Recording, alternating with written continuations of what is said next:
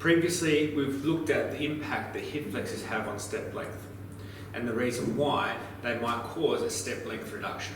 In this particular video, we want to look at why you might have a step length reduction, but only on one leg. So what we're talking about is during the stance phase of the affected side, why the good leg or unaffected side may only step a short distance compared to the affected side. In the amputee population, you might say that someone's got a reduced step length because the prosthesis is unable to produce the propulsion that a calf muscle would. But what I actually find is the actual foam that's inside the heel of the foot of the prosthesis is actually quite good in generating the power needed for stepping. So I would say that this is less likely to be the cause.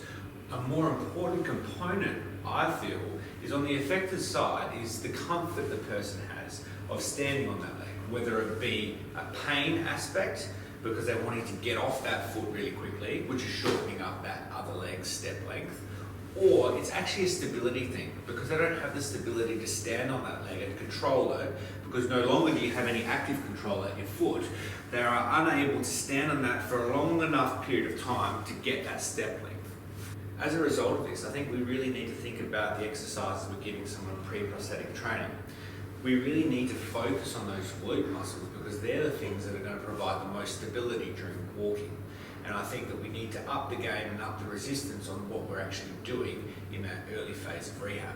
If you've noticed that your client has a shortened step length, what I would say is it's important for you to isolate those glute muscles and actually test them. You could probably do this using a dynamometer, and I've found that to be very beneficial inside the clinic.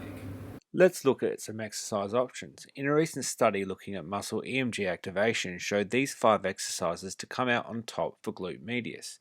It is important to note that the best exercise for your patient may not be the one that activates the muscle the most. The exercise needs to be challenging yet achievable. Also, where possible, it's always good to progress the exercise to weight bearing.